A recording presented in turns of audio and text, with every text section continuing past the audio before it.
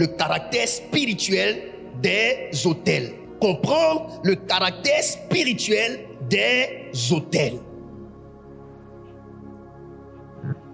Père, merci pour ta présence. Merci de m'enseigner et de donner une oreille attentive à tes enfants,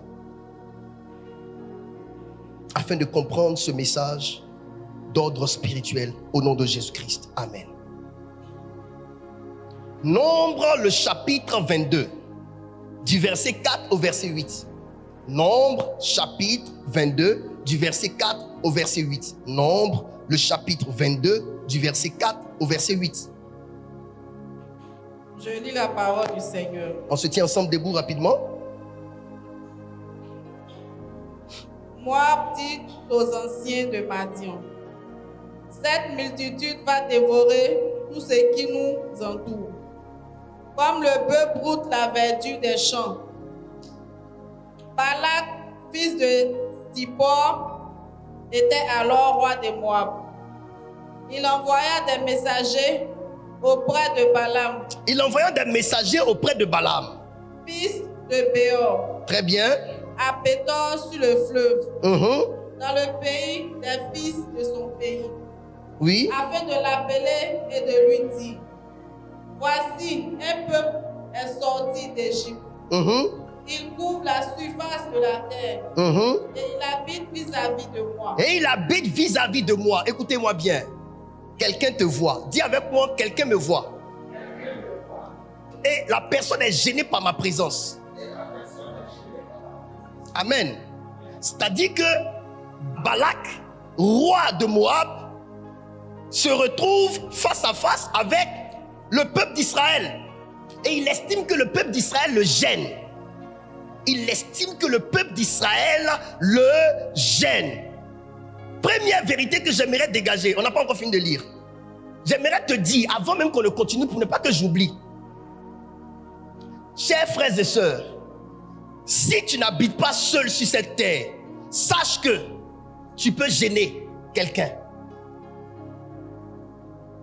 Je répète, si tu n'habites pas seul sur cette terre, sache que tu peux gêner quelqu'un.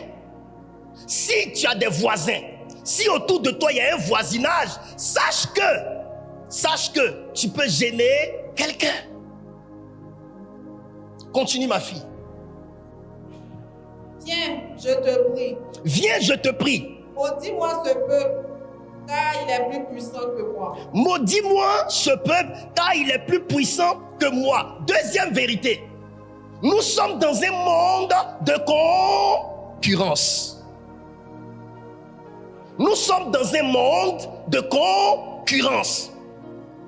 Où celui qui est à côté de toi ne veut pas que tu sois plus puissant que lui. Ou celle qui est à côté de toi ne veut pas que tu sois plus puissante qu'elle. Ou l'entreprise qui est là ne veut pas que l'autre entreprise voisine soit plus élevée qu'elle. Ou le pays qui est ici ne veut pas que l'autre pays voisin soit plus élevé, plus puissant. Amen. Continue ma fille. Peut-être qu'ainsi pourrais-je le battre et le chasserai-je du pays. Alors, le roi de Moab veut mener une guerre contre le peuple d'Israël. Mais est-ce qu'Israël savait que le roi de Moab prévoyait une guerre contre lui? Ce n'est pas parce que tu ne sais rien que rien ne se trame autour de ta vie. Ce n'est pas parce que tu ne rêves pas de l'ennemi qu'aucun ennemi n'est dans ton sillage.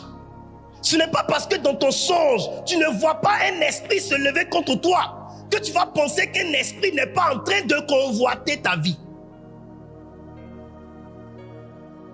Moab, son roi dit, je veux mener une guerre contre le peuple d'Israël. Alors qu'Israël était juste de passage pour aller vers Canaan. Mais juste parce qu'ils ont bâti juste là leur camp, là, et qu'il a retrouvé ce peuple-là face à lui, il a jaugé la puissance de ce peuple. Oh. J'aimerais vous dire une chose. Il y a des hommes sur la terre qui sont des pesés. Il y a des hommes sur cette terre-là qui sont des pesés. Ils arrivent à te peser. Ils arrivent à te peser pour voir ton poids, pour voir ton énergie, pour voir ta dimension, pour voir ta destinée. C'est facile de savoir si quelqu'un sera grand. Écoute ses rêves. Écoute ses rêves. Souvent, votre destinée est au bout de vos lèvres.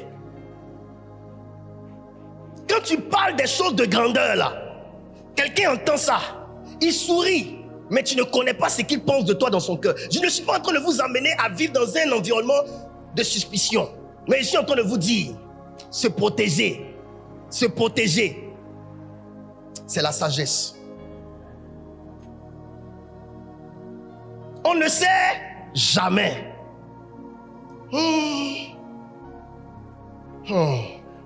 Mon enfant, continue. Car je sais que celui que tu bénis est béni et que celui que tu maudis est maudit. Amen. J'aimerais aussi dire une autre vérité. Il y a des hommes sur la terre qui ont le pouvoir d'accomplir les rêves de tous les humains. Le roi de Moab a un rêve de voir le peuple d'Israël périr, mais il a trouvé quelqu'un qui pouvait l'aider à accomplir ça. Il y a des gens sur la terre qui peuvent te trouver tout ce que tu veux. Tu veux les organes des êtres humains, tu vas les contacter, tu vas les trouver.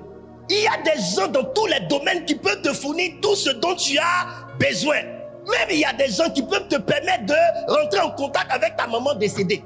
Il y a des gens qui peuvent te permettre de rentrer en contact avec ton père décédé. Il y a des gens qui peuvent exciter l'esprit des morts pour que tu rentres en contact avec eux. Il y en a de tout sur la terre. Il y en a de tout sur cette terre. Tu peux trouver quelqu'un qui peut te conduire au séjour des morts. Tu peux trouver quelqu'un qui peut faire remonter du séjour des morts. Tu peux trouver quelqu'un qui peut te faire aller dans n'importe quel sens que tu veux. Je veux détruire le peuple d'Israël, mais je sais qu'il peut m'aider à faire cela. Pour vous amener à comprendre, on est dans un monde d'alliance. Les gens peuvent signer des traités juste pour atteindre leurs objectifs. Moi, j'ai l'intention de détruire le peuple d'Israël, mais il me faut quelqu'un qui pourra maudire ce peuple afin que moi, je puisse engager le combat contre ce peuple. Je m'en vais signer contrat avec ces personnes. Les ennemis ne viennent pas seuls. Les ennemis s'associent. Ils se mettent ensemble contre toi. Quand ils savent qu'il y a une force qui te protège, ils peuvent aller signer des traités avec plus puissants qu'eux pour venir contre toi quand ils ont jaugé ton niveau spirituel. Donc aucun niveau spirituel n'est une garantie pour que tu ne sois pas soumis à ton Dieu et à l'autorité de Dieu sur ta vie. Aucun rêve, aussi grand soit-il, n'est une protection pour que tu ne cherches pas à être protégé. Aucune dimension n'est autant élevée pour que quelqu'un ne puisse pas la faire descendre, la faire fléchir. Je prêche ce matin. C'est pourquoi Job 33, quand la Bible parle de Dieu, parle tantôt d'une manière, tantôt d'une autre. Mais l'homme n'y prend point garde. La Bible dit que Dieu donne des avertissements aux hommes à travers les rêves, afin de préserver l'âme de l'homme de l'orgueil, pour que l'homme ne descende pas dans la force. Parce que celui qui n'écoute pas, c'est celui qui est orgueilleux. Celui qui ne se soumet pas, c'est celui qui est orgueilleux. Il se suffit, donc il ne veut pas se soumettre. On dit fais ça, il ne fait pas. On dit ne fais pas ça, il fait. Il est orgueilleux. C'est l'orgueil qui amène quelqu'un à ne jamais se plier. Même si la personne s'appuie sur le fait que je n'en ai pas pour faire, je te dis, c'est l'orgueil. Parce que même celui qui n'en a pas, en a. Sinon, pourquoi le Seigneur dira, on notera à celui qui n'en a pas même ce qu'il a.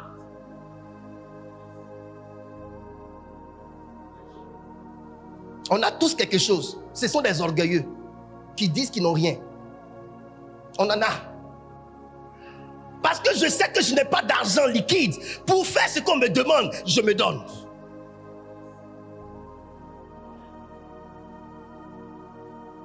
Papa, je suis là. Moi, je n'ai pas d'argent. Qu'est-ce que tu veux que je fasse dans la maison de Dieu? Si c'est pour balayer, je fais. C'est ça qui est mon offrande devant Dieu. Tu peux te rendre utile. Tu as quelque chose. Allons-y. Les anciens de Moab et les anciens de Madian partirent, ayant avec eux des présents pour le devin. Des présents pour qui? Le devin. Des présents pour le devin.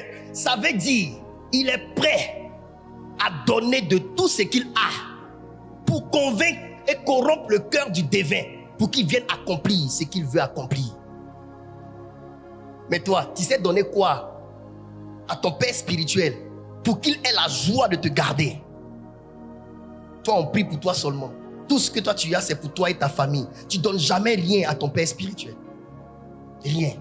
Il n'y a même pas que tu as pensé un jour, dans l'année, au moins une fois, en dehors des dîmes, aller rendre visite à ton père pour dire, c'est toi qui es mon autorité spirituelle. Tiens cette offrande-là, bénis-moi, protège-moi.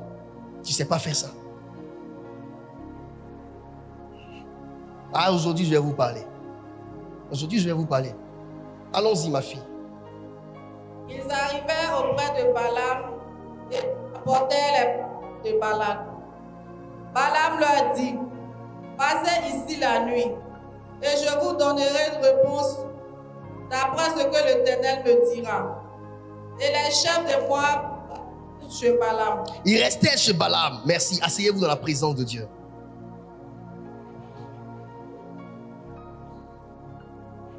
Le texte est tellement long que je l'ai pris en fragments. On va le lire et puis on va comprendre. Nombre 23. Écrivez tout ça et après réalisez à la maison, ça va vous aider. Nombre 23, verset 1 au verset 8. Que tous lèvent la tête d'abord, que je leur parle. Je vous explique l'histoire simple. Le roi de Moab a vu le peuple d'Israël. Il a vu que le peuple d'Israël était un peuple nombreux. Il a vu. Mais, chers parents, quelqu'un vous voit. J'ai dit quelqu'un vous voit. Président a créé, quand tu sors de ta maison, quelqu'un te voit. Toi, tu ne sors pas à pied. Tu sors en voiture, quelqu'un te voit. On voit la voiture. On voit que tu es un homme important. Qu'est-ce qui fait que les voleurs rendent visite aux gens? Ils les suivent. Ils les tracent. On regarde, on voit que ce monsieur-là qui sort avec cette voiture, ça doit être un homme important.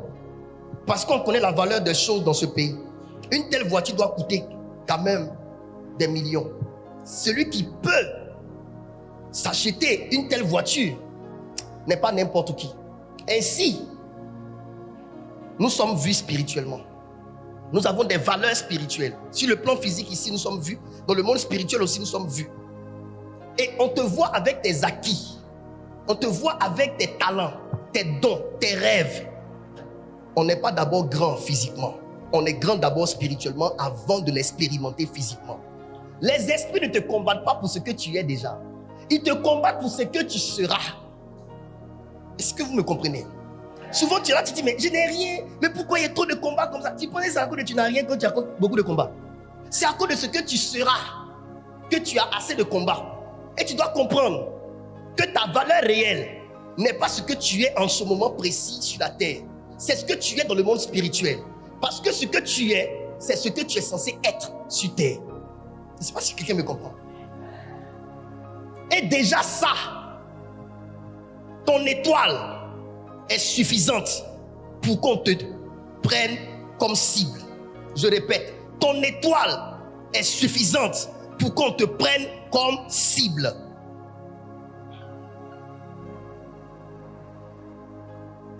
Vous qui avez des positions de chef, des positions d'autorité, même dans la vie séculière, sachez que dans le monde des esprits, celui qui n'est pas appelé à être leader ne peut pas être invité à des postes élevés. C'est parce que tu es appelé à être la tête de lance que bizarrement, dans tous les services où tu rentres là, tu prends la tête. Même quand tu n'es pas la tête, mais c'est vers toi que tout le monde s'en va. Tout ce que tu fais attire plus de regards que les autres. Le patron peut être là. Celui qui est patron, qu'on appelle toujours patron, peut être là.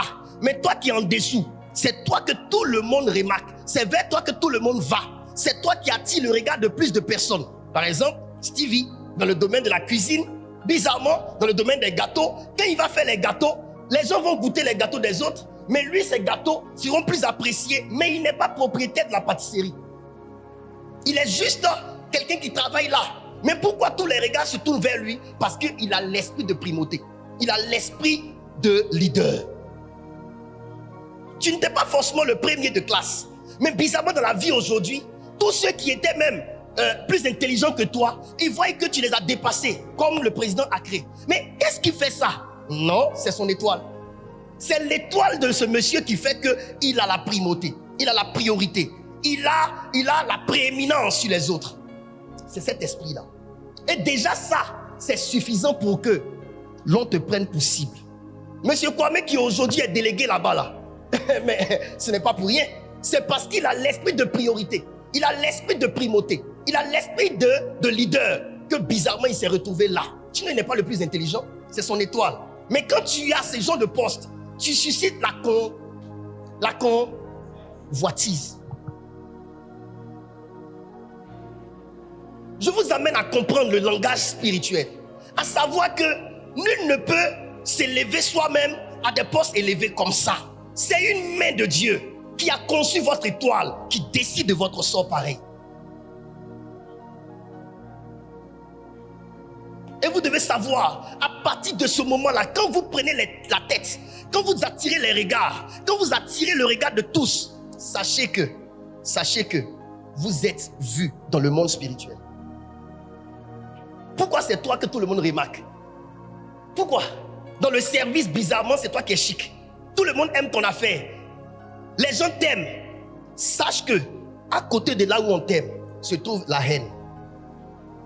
Il y a une personne qui ne sera pas d'accord que ce soit toi qu'on aime.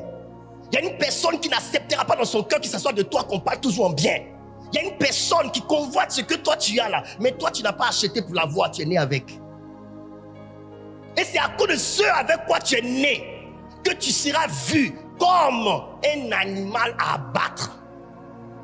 Et si tu ne comprends pas que ton étoile va te créer des problèmes, que tu ne sais pas toi signer des traités, des accords pour être protégé, les ennemis vont t'éteindre avant que tu ne puisses te réaliser. C'est pourquoi la Bible dit, l'homme prudent voit le danger venir et il se cache. Se cacher, ce n'est pas se mettre derrière un bananier. Se cacher, ce n'est pas se mettre sous un acacia. Se cacher, c'est celui qui demeure sous l'abri du Très-Haut, repose à l'ombre du Tout-Puissant. Il faut chercher une autorité spirituelle capable de te garder, capable de te protéger, parce que tu sais que tu es un homme qui attire les regards dans le monde spirituel. Alléluia. Continue mon enfant. Balaam dit à Balak, bâtis-moi ici 7 autels et prépare-moi ici 7 taureaux et 7 béliers. Attends, ma fille, on t'appelle pour venir maudire le peuple d'Israël avant qu'on livre une guerre contre le peuple d'Israël. Et toi, dès que tu décides de faire le travail, tu demandes qu'on bâtisse quoi? 7 autels. Et qu'on fasse quoi? On sacrifie un bélier et un taureau sur chaque autel. Le thème c'est quoi? Comprendre le caractère spirituel des autels. J'ai enseigné le mardi lors de mon direct. Toutes les décisions de votre destinée se prennent sur des autels. Je répète, toutes les décisions de votre destinée se prennent sur des autels.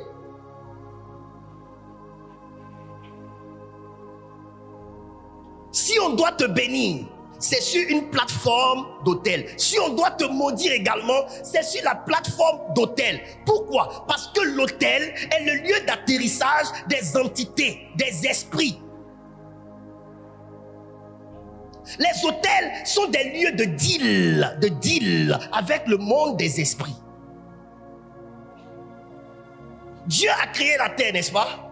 Mais la terre qu'il a créée, à côté de la terre, il a créé un jardin. Le jardin d'Éden, il y avait des réalités spirituelles dans le jardin d'Éden. Et il descendait dans ce jardin lui-même pour parler avec l'homme. Le jardin d'Éden était l'autel de Dieu sur terre. C'était cette plateforme-là sur laquelle Dieu s'invitait dans la vie de l'homme. Maintenant, il y a une question qui me revient, ma fille Variance. je veux mener une guerre contre le peuple d'Israël. Mais avant que je n'engage la guerre, j'engage d'abord la guerre spirituelle. Les combats physiques se mènent d'abord spirituellement avant de débuter dans le monde physique. Tu comprends un peu le président Cré? La parole de Dieu n'est pas aussi difficile que ça. Le roi de Moab voit le peuple d'Israël. Le roi dit, je veux battre le peuple d'Israël. Mais avant, il faut que je consulte le divin, l'homme spirituel, qu'il maudisse d'abord le peuple, avant que moi je ne combatte. Il est sûr qu'il aura la victoire physiquement, si spirituellement, il a détruit le peuple d'Israël. Maintenant, je vous pose la question. Si avant d'engager la guerre physique, l'homme d'abord veut remporter spirituellement, pourquoi vous, qui êtes dans le monde physique, vous ne considérez rien du monde spirituel?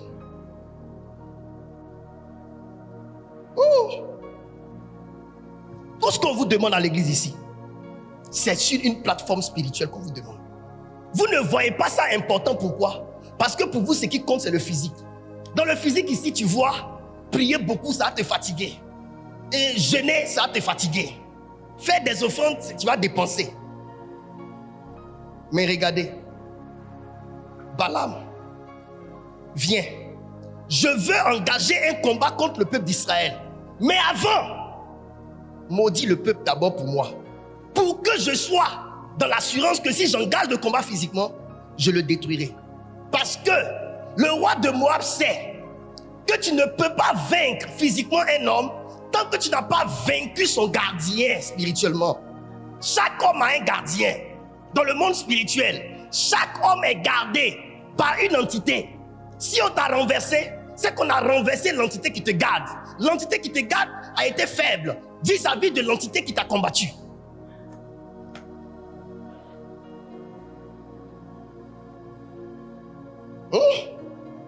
Vous avez des gardiens.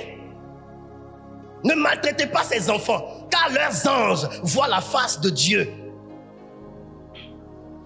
Chacun de nous spirituellement est gardé par une entité. Mais la question, est-ce que cette entité-là a une capacité forte face à l'ennemi? Avant d'engager la guerre physique, il y a eu d'abord la guerre des dieux.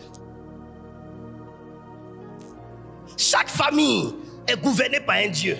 Chaque nation est gouvernée par une divinité. La divinité de la nation dépend pas de l'église, mais du roi établi sur la nation. Amen. Suivez-moi bien. Le roi de Moab, ce qui me plaît chez ce roi-là nous explique la spiritualité. Et j'aimerais vous dire, ce n'est pas un roi qui prie l'Éternel, le Dieu Yahweh. Il prie des dieux, mais il a une telle conscience de la spiritualité. Regardez le peuple d'Israël, inconscient de ce qui se tramait dans le secret contre lui. Comme toi, enfant de Dieu, tout va bien, n'est-ce pas? Tu es inconscient de ce qui se trame dans le secret contre toi. Regardez, tout ce qu'on est en train de dire ici. Allons-y dans les faits réels. Israël se doutait de quoi? De rien. Et c'est pour cela qu'on te détruit. Pourquoi? À cause de l'effet de surprise. On te surprend. C'est pourquoi je dis, à défaut d'être voyant, il faut être prévoyant. Chers hommes de Dieu, à défaut d'être voyant, soyez prévoyants. Il y a une phrase que je dis toujours ici. Je dis c'est une phrase de sagesse. On ne sait jamais. Christopher Carapa, on ne sait. Ma fille Marie-France, on ne sait. Je veux voyager, mais on ne sait. On ne sait pas qui dans le secret est au courant et qui travaille contre moi. Stevie, on ne sait. Je suis venu m'installer à Abidjan. Des gens sont au courant. D'autres m'ont dit de ne pas venir. On ne sait jamais. Je vais travailler maintenant à l'aéroport. On ne sait. J'ai rendu le témoignage ici. On ne sait. Dans ma famille, on ne sait. Dans la famille de la femme avec qui je... on ne sait.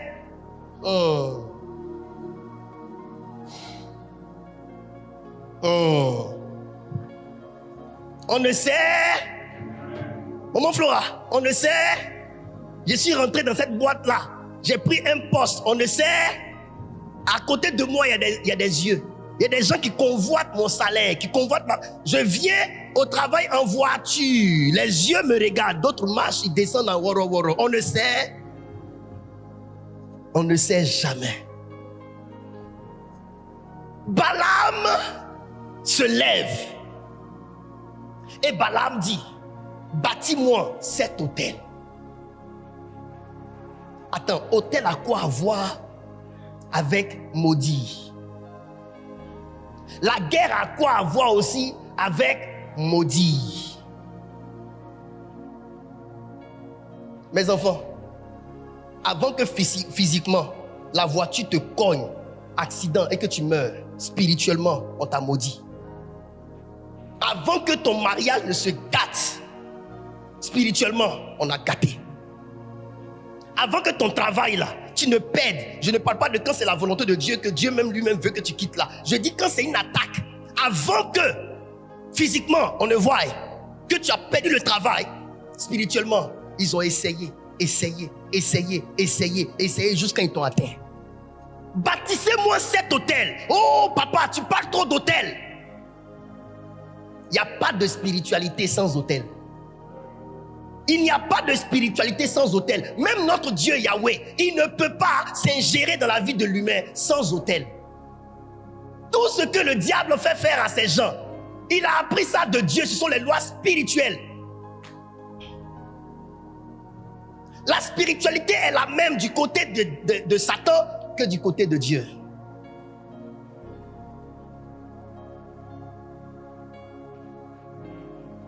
Ma fille Vaillance, lis. Balak fit ce que Balaam avait dit. Et Balak et Balaam offrirent un taureau et un bélier sur chaque autel. Balaam dit à Balak, tiens-toi près de ton holocauste, et je m'éloignerai. Peut-être que l'Éternel viendra à ma rencontre, et je te dirai ce qu'il me révélera. Et il alla sur un lieu élevé. Dieu vint au-devant de Balaam, et Balaam lui dit, j'ai dressé cet autel, et j'ai offert un taureau et un bélier sur chaque autel. L'Éternel mit des paroles dans la bouche de Balaam et dit, retourne vers Balak, et tu lui parleras ainsi. Il retourna vers lui, et voici, Balak se tenait près de son holocauste, lui et tous les chefs de Moab.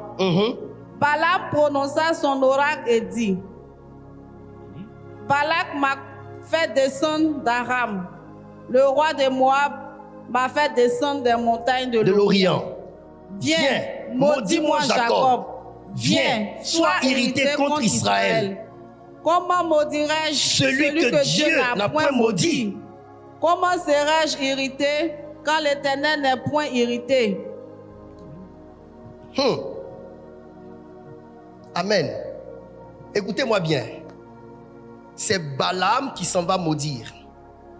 Mais tu sais quoi? Quand ta vie est gérée par une entité, quand on veut s'attaquer à toi, cette entité est en alerte.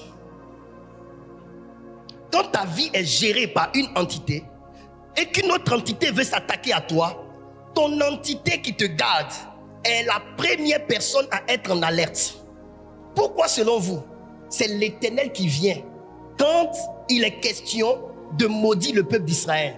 Parce que qui gérait la vie du peuple d'Israël? C'était l'Éternel. Qui est ton Dieu? C'est la question que je te pose. C'est ton Dieu qui va devoir te défendre. Maintenant, dis-moi, ce Dieu-là, quel est le type d'alliance qu'il y a entre toi et ce Dieu? C'est là où je vais prêcher maintenant. Écoutez-moi très bien. D'abord, Balaam bâtit des autels. Tout se fait sur des autels. Tout se fait sur des autels. Et quand Dieu vient vers lui, il dit, j'ai bâti des autels et j'ai sacrifié des holocaustes. Ça veut dire quoi? Je me suis mis en règle selon les lois de la spiritualité. Donc à partir du moment où je me suis mis en règle selon les lois de la spiritualité, je suis maintenant en position d'invoquer et d'attaquer. Et Dieu lui dit, Va, je mettrai les paroles dans ta bouche. Mais souvenez-vous qu'on dit que Balaam est un devin. Mais pourquoi Dieu compose avec le devin? Parce qu'il est question, pas du devin, mais de son peuple. Ça veut dire, Dieu peut trouver, si tu es le fils de Dieu, Dieu va s'adresser au sorcier qui est en train d'irriter le monde spirituel contre toi pour dire, lui, tu ne le touches pas. Donc, vous devez savoir une chose. Votre atout n'est pas d'attaquer les sorciers. Votre atout est de fixer votre alliance avec le Dieu qui vous défend.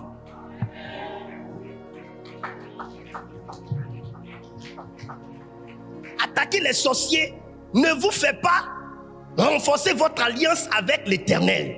Non. Attaquer les sorciers ne vous fait pas ficeler une alliance forte avec votre Dieu. C'est votre Dieu qui vous défend. Dites-moi, est-ce que dans tout ce qu'on a lu là, vous avez vu le peuple d'Israël intervenir? Ils sont innocents. Ils ne savent rien du tout. Le combat se mène où? Dans le spirituel. C'est du côté de celui qui veut attaquer Israël qu'on voit des acteurs physiques intervenir. Et spirituellement, la seule chose, c'est que Israël avait son Dieu, l'Éternel. C'est lui qui descendait sur l'autel et qui parlait à qui veut maudire son peuple. Mais Israël n'était pas en position de je chasse, je détruis les autels. Tu n'auras pas toujours conscience de ce qui se trame dans le secret pour mener les combats toi-même. Mais l'Éternel te gardera. Si tu sais fisser ton alliance avec Dieu, tu n'auras pas besoin de savoir tout ce qu'on fait contre toi. Ils feront, mais ils sentiront que ça ne marche pas. Pourquoi? Parce que toi, tu es en alliance avec l'Éternel. Tu penses que tu as toujours le temps de t'arrêter du lundi au dimanche? Je chasse, je détruis, je chasse, je détruis. Yeah, tu vas faire aussi au matin, je chasse, je détruis. Ton mari va dire, finalement c'est moi-même qui vais sortir de la maison. Tu ne pourras pas toujours faire, je chasse, je détruis. On est dans une civilisation où lundi occupé, mardi occupé, vendredi occupé, samedi souvent occupé. Quel temps avez-vous pour prier beaucoup? Souvent tu veux prier, la volonté y est, mais la force n'y est pas. C'est la même chose. Israël était en bas, ne se livrait à aucune activité spirituelle. Cependant, sur son dos, il y avait des combats. Israël n'en savait rien. Innocent. Mais qui était là qui défendait Israël? C'est son Dieu. Pendant qu'on dressait des autels, tu vois, on dresse des autels contre toi et toi-même tu ne sais pas. On dresse jusqu'à 7, même pas un seul autel. Ça veut dire que les autels que les ennemis dressent dans le monde spirituel sont en fonction de ton poids spirituel. On a dressé un, on fait, ça ne marche pas. On met deuxième, troisième, quatrième, cinquième. Ils feront assez d'autels et assez de sacrifices juste pour pouvoir t'atteindre. Quand ton ennemi veut t'éteindre là, il est prêt à donner tout pour t'éteindre. Il ne s'arrêtera pas. Vous ne voyez pas que les sorciers ne s'arrêtent pas? Vous ne voyez pas que nos ennemis ne s'arrêtent pas? Il n'y a pas quelqu'un qui fatigue comme sorcier. Sorcier ne renonce jamais. Même quand il est mort au combat, il confie son bagage à son fils pour qu'il puisse mener le combat à sa place. Maintenant toi, tu dors. Tu viens à l'église, on t'enseigne, tu ne fais pas. On te dit fais ça. Je vais doucement parce que je veux que ça rentre. Que vous compreniez la valeur. Tu es là mais tu ne sais pas ce qu'on fait contre toi. Et chaque fois qu'on va vouloir t'attaquer physiquement, on demande d'abord que ça se fasse spirituellement. Vas-tu mépriser le spirituel? Président Acré, vas-tu mépriser le spirituel? Puisqu'avant même qu'on attaque physiquement, on demande d'abord que ça soit sur une plateforme spirituelle. Et quand on parle de la plateforme spirituelle, on parle de l'élaboration des autels. Établir les autels, élaborer la plateforme des autels. Établir les autels. Et quand on parle d'établir les autels, un autel n'a pas de pouvoir d'activation tant que le sacrifice n'y est pas. Il faut donner du sang à l'autel pour que l'autel puisse s'établir et se fixer non sur une terre physique mais sur une terre spirituelle. C'est le sang et les dons qu'on donne aux esprits invoqués sur l'autel qui font asseoir le pouvoir de l'autel.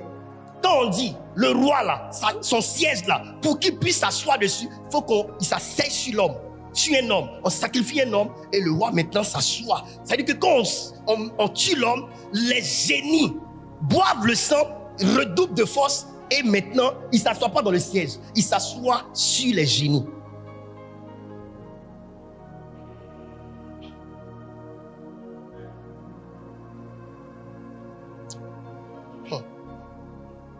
J'ai fait la délivrance d'une femme métisse à l'époque à Makori. Elle est quittée en Europe, elle est venue. Et sa maman m'appelle. Je vais. Sa grande sœur, sa demi-grande sœur, c'est elle qui lui a envoyé l'esprit. Parce que sa grande sœur doit être intronisée sur le fauteuil royal. Sa grande sœur. Et l'esprit dit, on m'a envoyé depuis le Bénin pour venir la chercher parce que sa grande sœur doit être intronisée. Et c'est sur son sang que sa grande sœur doit s'asseoir. Donc on m'a envoyé pour la chercher. Franck Omari qui était encore là pour libérer cette femme-là. Mais ce qui me fait mal, c'est que les gens, quand tu finis de faire ça pour eux, ils ne comprennent pas qu'il faut rester avec l'homme de Dieu.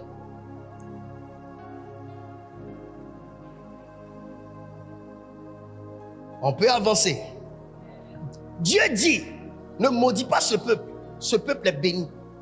Et c'est parti d'où? C'est parti de Genèse 12:3. Genèse 12:3. Le peuple d'Israël était dans une alliance avec l'Éternel. Le peuple d'Israël était dans une alliance avec l'Éternel. Le président a créé, quand une nation est en alliance avec une autre nation et que l'une des nations est attaquée par le camp ennemi, qu'est-ce qui se passe? La nation alliée fait quoi? Vient à la rescousse. C'est ça l'alliance. D'où est venu le fait que l'Éternel est tant dans l'histoire d'Israël? D'où c'est venu? Tu sais pourquoi Dieu n'est pas dans ton affaire? Quand les esprits viennent et puis ils rentrent et puis ils t'attaquent. Tu sais pourquoi Dieu n'est pas là? Comme il a été avec Israël. Tu ne sais pas veiller sur ton alliance avec Dieu. Tu ne sais pas. Vous savez pourquoi? Chaque fois que l'un de mes fils proches ici a un problème, je suis toujours là pour régler. Vous savez pourquoi? C'est l'alliance qu'il y a entre eux et moi. Si vous ne faites pas ce que je vous dis, quand le malheur viendra, je ne serai même pas au courant pour venir. Parce que c'est Dieu qui se souvient et puis il met dans le cœur de son oint. La dernière fois, on est venu faire prière ici. Je me suis levé un coup, j'ai dit, bon, rangez les chaises. C'est inspiré de Dieu. Comme l'homme de Dieu est établi en alliance avec Dieu et que vous êtes ses enfants, Dieu le guide. Quand il y a un problème, Dieu le guide pour qu'il puisse régler. C'était le jour de ma fille amie. On est à la fin de l'année, non? Si on ne faisait pas ça, quand on ne l'aidait pas là, on allait être surpris à la fin de cette année-là, dans la vie de ma fille amie.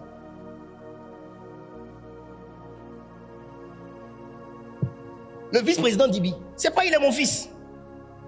Que bizarrement, je n'ai pas dormi la nuit juste quand il a dit non, il faut qu'on fasse vite.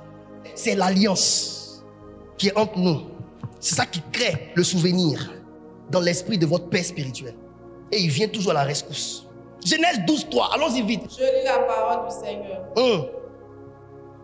Et ceux qui te béniront. Je bénirai ceux qui te béniront. Et je maudirai ceux qui te maudiront. Et je maudirai ceux qui te maudiront. Et toutes les familles de la terre seront bénies en toi. Merci. Dieu a dit quoi à Abraham? C'est une promesse d'alliance. Je maudirai ceux qui te maudiront et je bénirai ceux qui te béniront. Pourquoi Balaam ne peut pas maudire le peuple d'Israël? Israël vient de qui? D'abord qui? Jacob vient de qui? Isaac vient de qui? D'accord. Maintenant, vous devez comprendre. Je vais vous expliquer d'où est venu le fait que Dieu soit tant interpellé quand il est question de son peuple. C'est venu d'abord d'Abraham. Quand on te demande, c'est quand on te demande là, et que tu fais là, tu es en train d'établir une alliance entre Dieu et toi, et dans cette alliance-là, il se trouve ta descendance. Si tu badines avec ton alliance avec Dieu, ta descendance va souffrir de ces maux. C'est Abraham. Abraham a bâti combien d'hôtels? Abraham a bâti 4 hôtels. Abraham avait pour pratique les hôtels. Balaam a bâti combien d'hôtels? 7. Abraham en a bâti combien? 4. Pourquoi Balaam bâtit aussi hôtel? Parce que sans hôtel, il n'y a pas d'invocation. Je vous explique. Abraham a bâti 4 hôtels. Premier hôtel, Genèse 12, verset 7. Ma fille, rapidement. L'Éternel apparut à Abraham et dit, je donnerai ce pays à ta postérité. Et Abraham bâtit là un hôtel à l'Éternel qui lui était apparu. Qui lui était apparu. Le premier hôtel d'Abraham, c'est l'hôtel de révélation ou d'apparition. Écrivez. Genèse 12, verset 7. L'hôtel de révélation ou d'apparition. Écrivez. Seigneur, je fais ma part. Je fais ma part. Celui qui prend, gloire à Dieu. Genèse 12, 7. L'hôtel que Abraham a bâti en premier lieu s'appelle l'hôtel d'apparition ou de révélation. Deuxième hôtel, Genèse 12, verset 8. Il se transporta de là vers la montagne à l'orient de Bethel. Et il dressa ses tentes.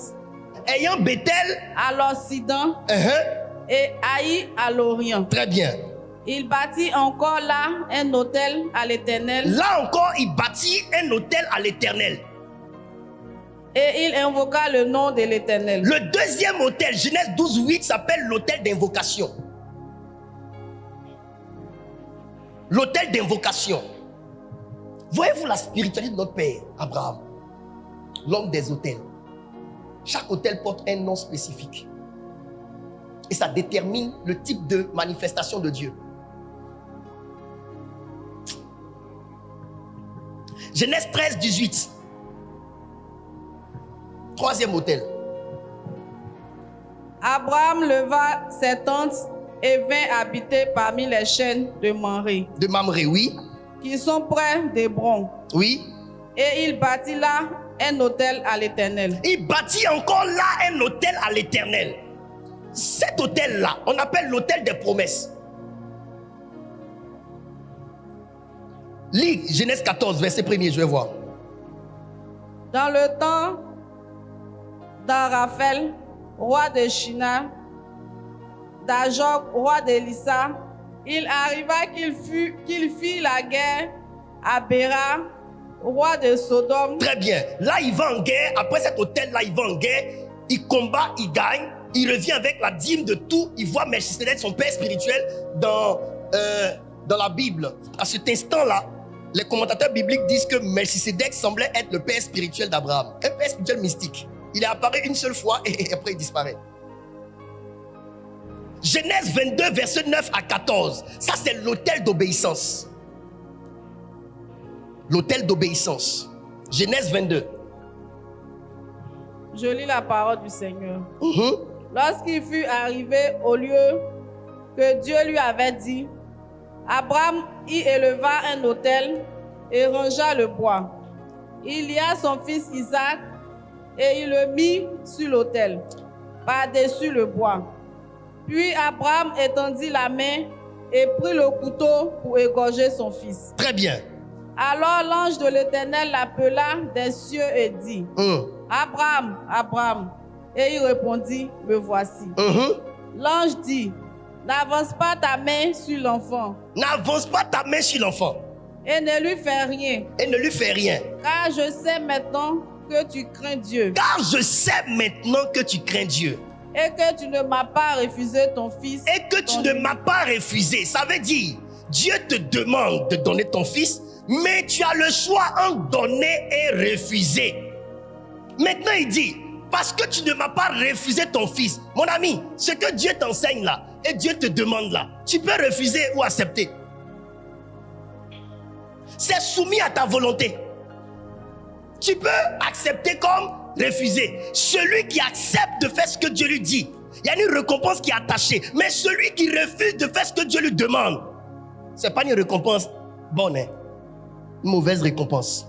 tu seras rétribué pour le fait de n'avoir pas accepté d'obéir à ce que Dieu te demande.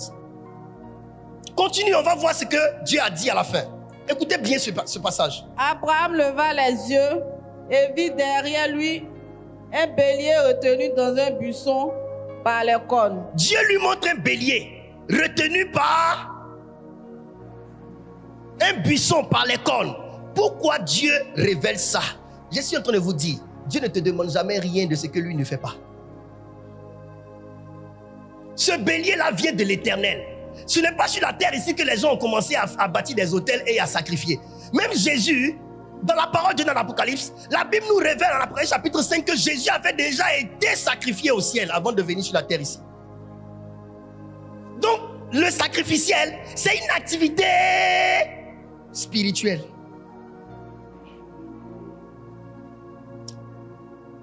Là, je suis en train de vous enseigner. Ce n'est pas pour faire tomber quelqu'un, ni pour que quelqu'un dise que c'est chic. Non, c'est enseignement. Donc, souffrez que dans ça, là, tu ne sentes pas de chaleur, de... Non. C'est ouverture d'esprit. Compréhension. Vous comprenez? Compréhension. Écoutez-moi bien. Pourquoi pour mener une guerre contre Israël, on envoie quelqu'un pour maudire et la personne établit un autel? Et pourquoi quand Dieu veut élever Abraham, il envoie sur la plateforme de l'autel? Parce que la bénédiction et la malédiction se discutent sur une plateforme des autels. Papa bénis-moi. Papa bénis-moi. Tu envoies quoi? Tu envoies quoi sur l'autel? Qu'est-ce que Jacob a dit à son fils pour la bénédiction? Va, tue-moi un gibier. Fais-moi un mets comme j'aime, afin que mon âme te... Mais ce n'est pas son fils. Il veut le bénir, il ne peut pas le bénir comme ça. Mais il faut qu'il mette son fils dans les lois de la spiritualité. L'amour ne suffit pas pour bénir. Je t'aime, le président a créé, mais pour que je te bénisse, il faut que tu me donnes. Papa, bénis mon entreprise. Bénis mon entreprise. Mais ta plus grande offrande pour que ton entreprise soit bénie, c'est 10 000. Et puis tu vas avoir quoi? Millions. Aïe, toi aussi.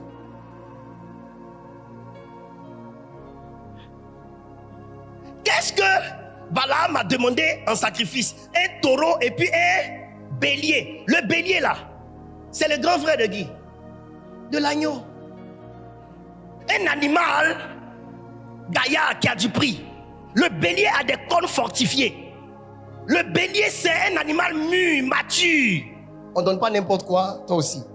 Ton autel ne sera pas un autel puissant si le sacrifice sur l'autel est un sacrifice nul, faible, sans prix.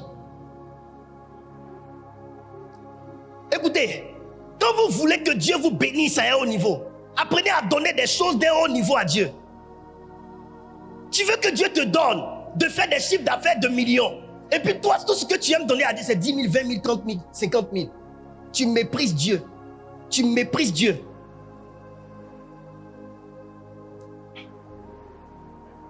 Je priais avec mon fils Hugues ici. C'est quelqu'un qui donnait 20 millions à Dieu. 20 millions, il donnait ça à Dieu. Papa, je te donne ça. Il vient, il donne 20 millions à Dieu. Lui, il prend 20 millions, il donne 20 millions à Dieu. Dieu ne peut pas résister à ça. L'autel était fortifié. Quand je crie, moi qui suis le gardien de l'autel, quand je crie, Dieu fait descendre. Vous voulez percer? C'est ça, le prix. Tu donnes petit. La Bible dit quoi? On ne se moque pas de Dieu. Ce que l'on aura sémé, il le moissonnera. Dans tout ton champ là, tu prends un grain de maïs, tu sèmes. C'est un seul qui va pousser comme ça, une seule plante qui va pousser. Il aura des maïs, mais c'est une seule plante. J'aimerais dire la vérité aux gens, sincèrement. Sur l'autel, on ne met pas n'importe quoi. Ça, il faut que vous compreniez. Si vous n'êtes pas fou, vous n'allez pas avoir des bénédictions de folie. Maintenant, vas-y, lis ce que Dieu va dire à Abraham. Et Abraham alla prendre le bélier et l'offrit en holocauste à la place de son fils. Vas-y. Abraham donna à ce lieu le nom de Jéhovah Jireh, Merci. C'est pourquoi l'on dit aujourd'hui, à la montagne de l'Éternel, il sera pourvu. Continue.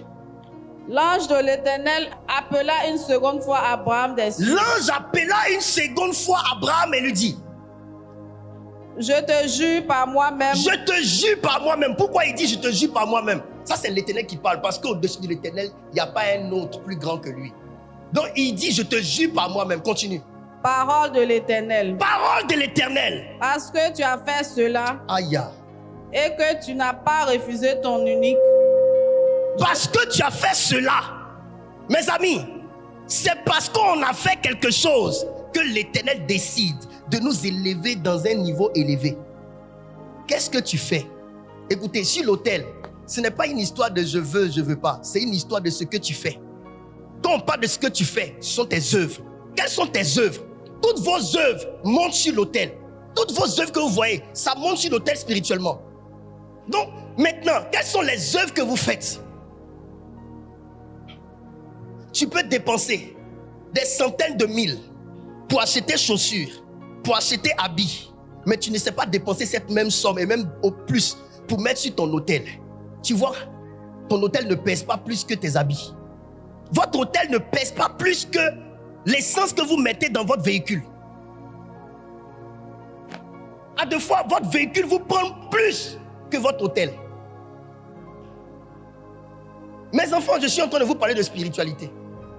Asseyez-vous et écoutez-moi. Je suis en train de vous parler de spiritualité. Vous me connaissez. Je ne tape pas à votre porte pour demander l'argent. Je n'ai pas besoin de votre argent.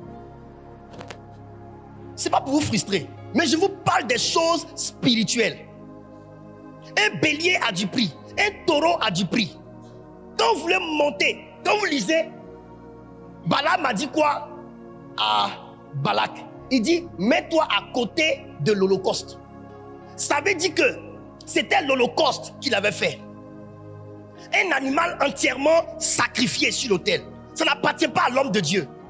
Mais à côté de cela, si on lit le passage de Nombre, vous allez voir que Balak a offert beaucoup de présents à Balaam.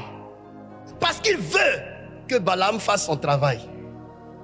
Il lui a offert beaucoup de présents. À côté de ce qu'il a sacrifié sur l'autel, il lui a offert encore beaucoup de présents.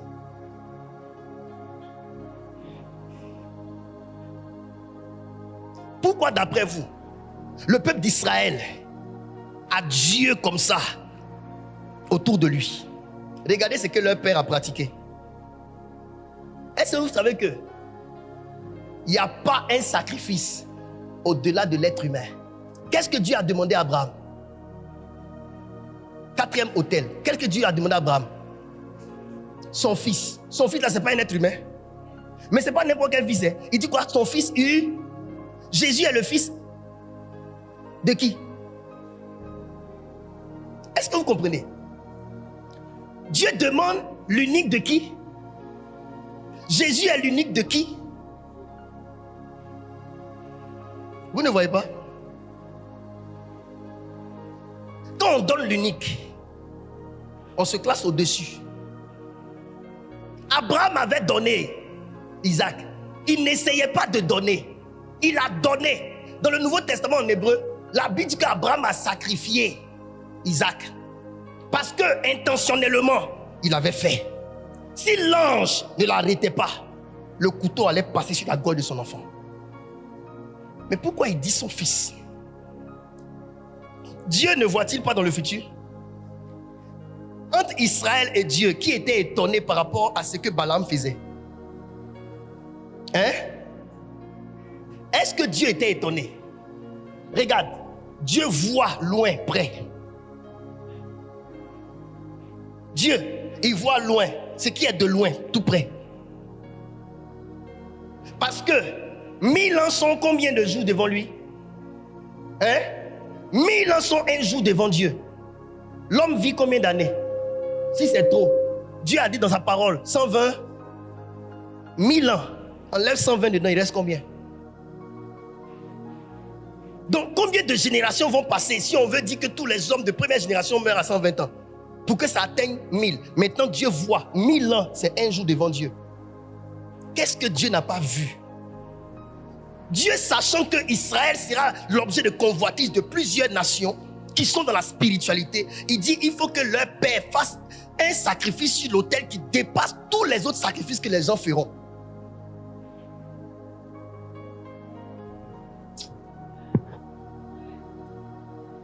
Est-ce que vous savez que tout ce que Abraham avait comme pratique se répandait sur sa descendance? Dieu voit. Et quand Dieu dit à Abraham, sacrifie ton Isaac, il n'est pas juste en train de penser à Abraham seul. Il est en train de sécuriser la vie de sa descendance. La Bible dit quoi? Abraham a donné sa dîme et Lévi, son petit-fils, a aussi donné la...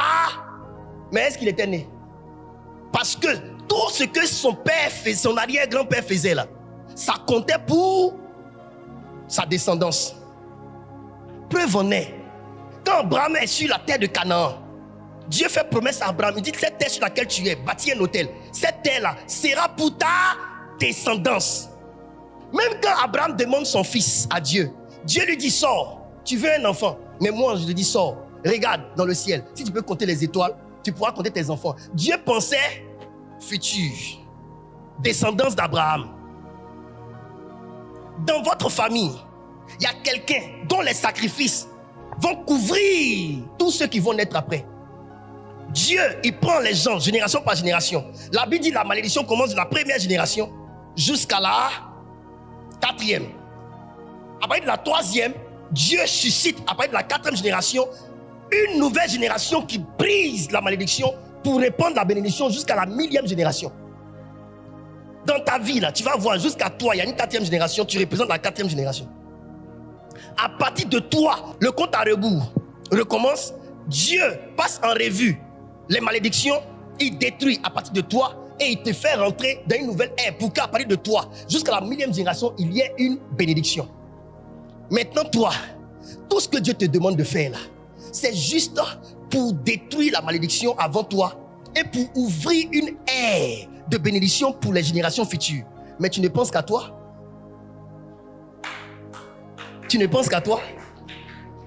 Moi aujourd'hui, tous les sacrifices que je suis en train de faire, mais c'est pour mes enfants spirituels, que ceux qui sortiront de mon ventre.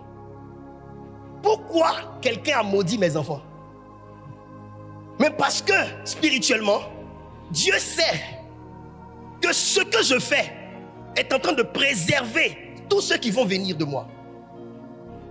Ah oui, c'est pas pour rien qu'on entend des choses. Donc tous tes sacrifices là, c'est pour toi et pour tes enfants après toi. Genèse 28. Ma fille laisse, dimanche prochain. Genèse 28, verset 10 au verset 19. Regardez une chose. La Bible dit qu'un jour, le petit-fils d'Abraham, Jacob, il fuyait après avoir pris la bénédiction de son frère, qu'il a acquis au prix des lentilles. Il fuyait et il a dormi sur une terre. C'était la terre de Canaan. Et il a pris une pierre. La pierre qu'il a pris là, il a dormi dessus comme ça. Cette pierre-là n'était pas une simple pierre. C'était un autel que son père Abraham avait bâti. Quand Jacob dort dessus, paf, il rentre en songe. Les autels sont des lieux de concentration des esprits invoqués sur ces autels. Ce sont des lieux de concentration des esprits invoqués sur ces autels. Là, quand il a dormi, il a vu une échelle dressée, des anges monter et descendre. Les anges sont les esprits. Parce que là, il y avait un autel qui était alimenté par des sacrifices. L'autel était dans sa pleine puissance et dans son énergie maximale. Il dort, paf, il rentre dans le monde spirituel, il fait un songe, il voit des anges monter et descendre. Et Dieu était où? Au sommet. Sur l'autel, le Dieu qui est au sommet est le Dieu que vous invoquez. Et tous les esprits qui sont de passage, de service là, entre le Dieu là et l'autel, ce sont des esprits qui sont soumis à cette entité là. Dieu étant le Dieu des esprits, les anges lui étant soumis, faisaient la navette entre le ciel et la terre. Le caractère spirituel de l'autel, c'est quoi? C'est que chaque autel donne ouverture sur le monde des esprits. On voit là une pierre, comme cette église-là, on voit ça comme ça, simple, comme une maison. Mais le caractère spirituel de cette église n'est pas une maison. Le caractère spirituel de cette église-là est une porte qui donne accès au monde spirituel. Et il y a un mouvement d'esprit, des anges qui montent et qui descendent. Nos yeux ne les voient pas parce qu'on n'a pas les yeux ouverts. Mais Dieu peut ouvrir les yeux de quelqu'un et voir des anges. Comme un jour ici, je priais, on faisait la prière, Dieu a ouvert mes yeux, j'ai vu de ce côté-là, le plafond là se divisait comme ça, j'ai vu le ciel, une porte, et puis j'ai vu les anges descendre ici. Dieu ouvre les yeux comme ça, parfois, et on voit la réalité spirituelle dans cette atmosphère physique. Donc quand on parle d'autel, ce n'est pas un endroit simple. Tu vas voir l'autel, tu vas voir une pierre qui est là, tu vas voir des pierres rassemblées, on fait le feu pour brûler l'animal pour que l'odeur monte. Mais là, spirituellement, il y a des anges qui montent et qui descendent. Et Dieu parle à son serviteur Jacob. Il se présente comme étant le Dieu de son père Abraham et de son père Isaac. Cela veut dire quoi? C'est le Dieu de sa postérité. C'est-à-dire que la postérité de ses pères jusqu'à lui, jusqu'après lui, qui se présente. Donc le Dieu de ton père est ton Dieu. Pourquoi jusque-là, les adorations de vos parents continuent d'avoir des effets sur vous, même quand vous n'avez pas adoré? Parce que le Dieu que ton papa a adoré, c'est ce Dieu-là qui te réclame comme étant ton Dieu. Et tant que tu ne l'adores pas, il te poursuit. Il va falloir qu'on détruise cet autel-là pour que ce Dieu-là soit renversé et que l'autel avec Dieu, le vrai Dieu, soit maintenant mis en vigueur. Sans ça, tu es chrétien, c'est vrai, c'est pas faux, mais les dieux des autels de tes parents qui continuent d'exister et qui n'ont pas été renversés continuent d'avoir de l'influence sur vous, bien qu'étant chrétien. C'est pourquoi souvent tu es là, Dieu ne te dit rien, c'est les bêtises que tu fais. Ce sont ces autels-là qui te réclament et qui sont en train de t'inviter à venir vers eux. Ils te combattent. Les autels ont un caractère spirituel. Que Dieu vous bénisse.